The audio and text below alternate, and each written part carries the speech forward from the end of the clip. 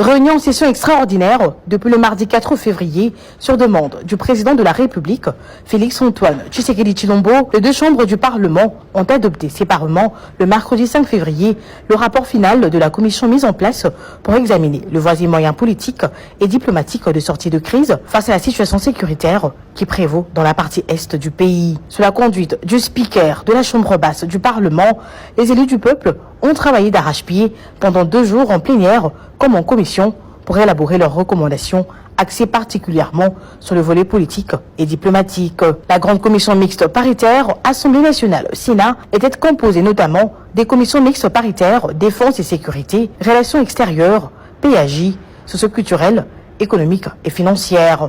Après l'audition en commission du vice-premier ministre, ministre de l'Intérieur, Sécurité, Décentralisation Affaires coutumières et du vice-premier ministre, ministre de la Défense nationale, les députés nationaux ont conjugué leurs intelligences pour réfléchir sur les voies et moyens de sortir le pays de la crise sécuritaire qui traverse. La plénière, tenue à huis clos, en cette deuxième journée, a adopté à l'unanimité et sans débat le rapport final mixte qui contient toutes les recommandations de 2 chambres du Parlement. Ce rapport, dont la primeur est réservée uniquement au chef de l'État, rencontre sur tous les plans les attentes du commandant suprême.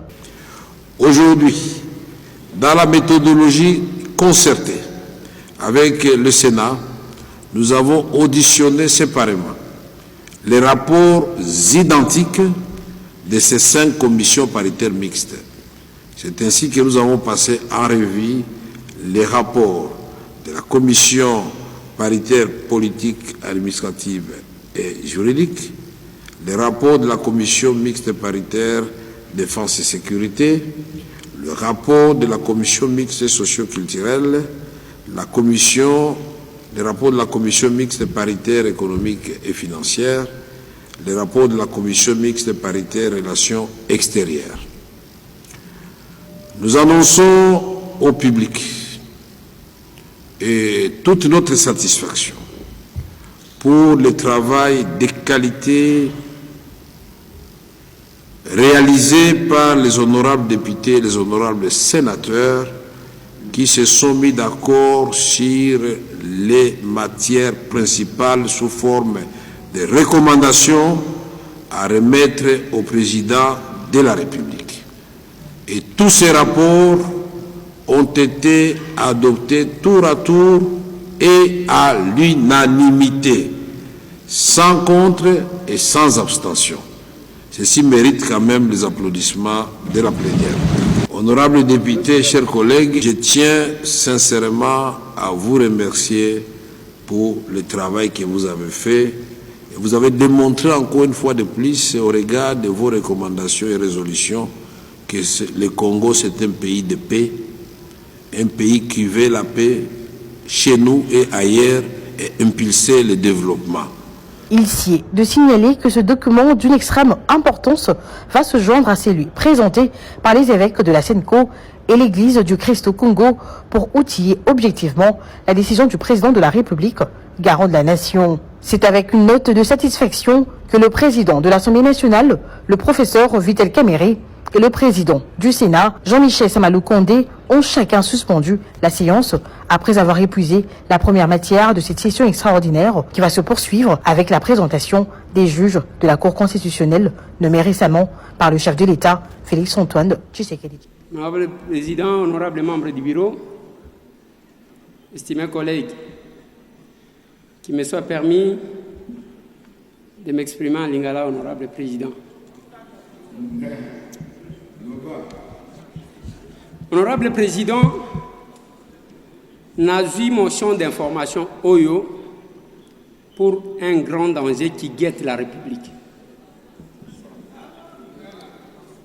Honorable Président, beaucoup au Nazanango, eza presque 900 arrêtés au Ezote Kamabele. Nasali Moussala pendant longtemps, honorable président. Ndenge tozolo baboye, bozali ko constater yango et que ba conflit ezali entre ba exploitants miniers d'une part ba o ba yebi secret ya mabele de l'autre part bazali ko sombaka ba hectare na ba hectare ya mabele honorable président les mbole et les autres oyo uti ko salema na chopo honorable président c'est suite ya arrêté ministériel et kaki mabele boye tozolo ba honorable président 35% ya mabele na biso ba congolais baza sous préavis y compris ba o ba kufa honorable président bitumba eza entre ba o bazali côté ka les sols na ba o bazote ka les sous-sol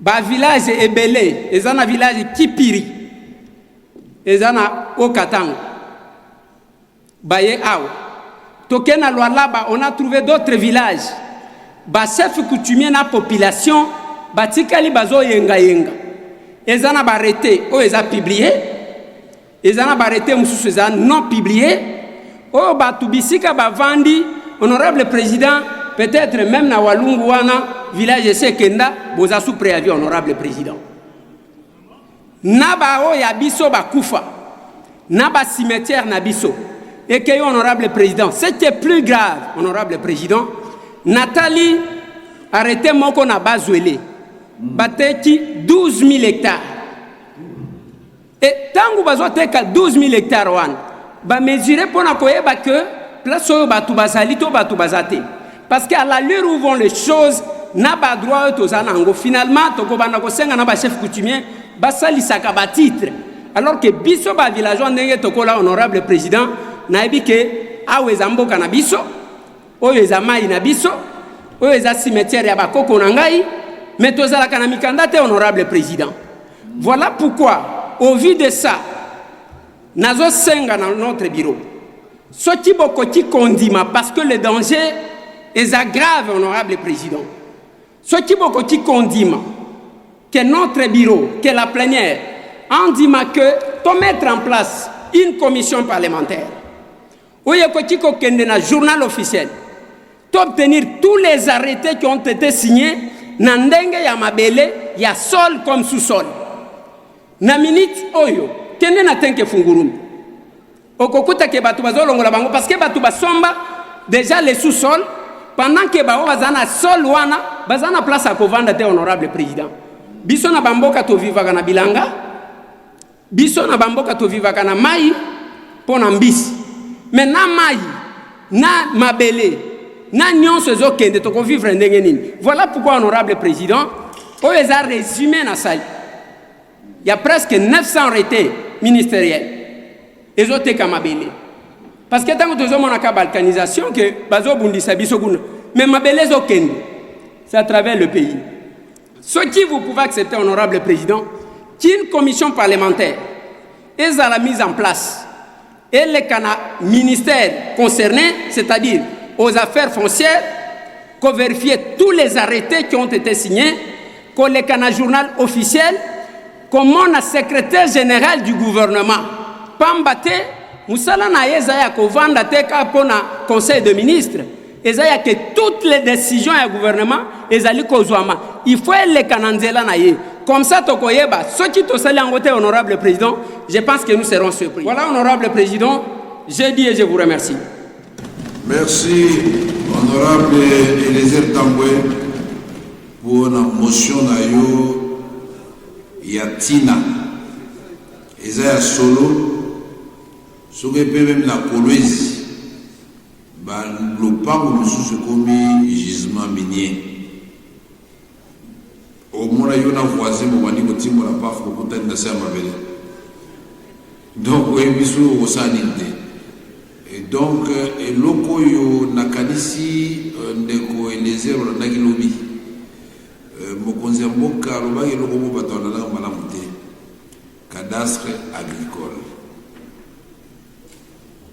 cadastre minier ya biso mokonzi lobela ki yango mais il faut to évaluer sous-sol na biso to yeba ezali motu ya boni quoi na Brésil soit que gisement minier ba continue dans la Portugal tenetibiso faut que interviewer parce que banoko bakenda na mikanda nyonso ba recherche na bango.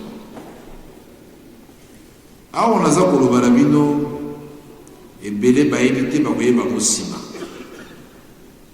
Toyebaki biso nyonso ke lithium eza ebele nde na manono boye te.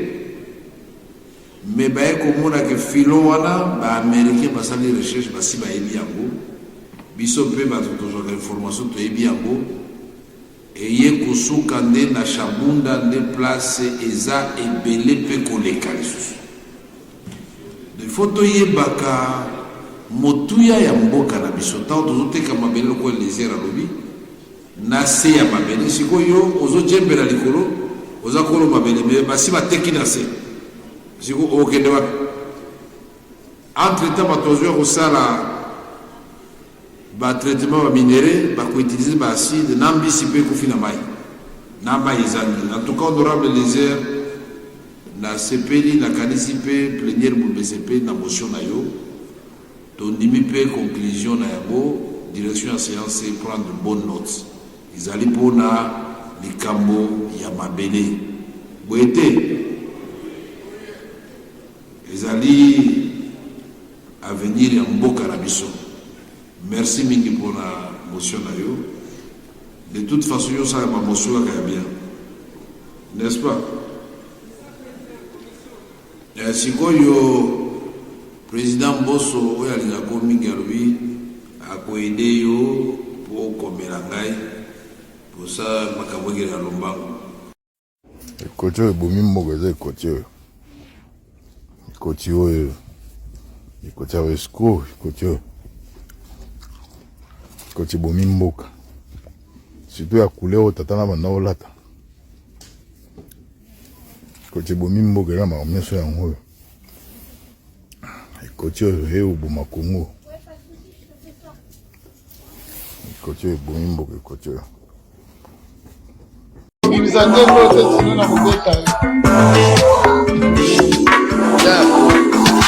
Longo banokuma na pouvoir mboka na bitu tokonga te olobike nanga yaki na barwande yo nde oyaka na Kagame ebemba etinsike do mulumba bino boyembela Kagame kota mutamba bomisi bakulu ne kota misala bopesa te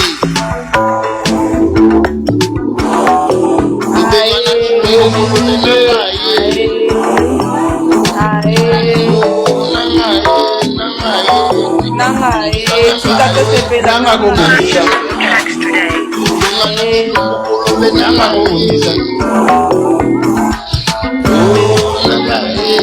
Éliminer Béton et Boukani. Éliminer Béton et Boukani. Éliminer Béton et Boukani. Qu'est-ce qu'il y a à faire? Tous les pays d'Afrique sont à refaire. Où est passée la solidarité africaine? À quoi sert l'Union africaine? Regardez comment les Congolais se font tuer. Je ne vois aucun pays d'Afrique réagir. C'est à refaire. Pourtant nous sommes les mêmes frères, membres de la CEMAC. Nous sommes les mêmes Africains. Mais les Congolais se font tuer matin, midi et soir. Les pauvres, ils ne dorment plus bien, ils ne mangent plus bien, ils n'ont plus la paix. Parce qu'ils doivent fuir, ils doivent courir. C'est à refaire. Nos dirigeants sont à refaire. Parfois je me demande à quoi ils servent. Et pourtant, un dirigeant, c'est comme un père de famille. Aucun père de famille ne verra son enfant se faire tuer ou se faire abattre sans qu'il agisse. Mais je ne vois pas les dirigeants agir sur ça. Ils sont dans les maisons, dans les bureaux, ils roulent dans les grandes voitures pendant que la population est en insécurité. C'est à refaire. Tout est à refaire.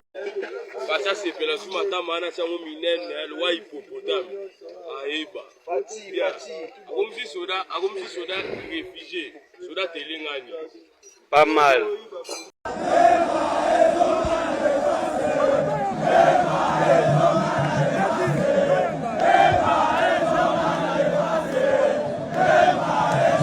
La défense.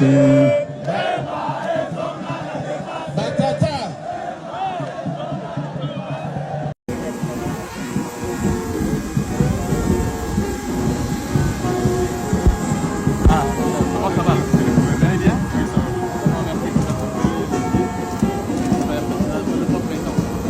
La moindre escarmouche visée sur tes lèvres, ok. Tunashukuru, merci kutupatisha haya. Mungu iko naona na nyewe watu maere fisi ma France international ma comité international. Si amseme kitu Sawa, tunashukuru. Watoto wa sawa, mimi niko naona bozosakana na Congo,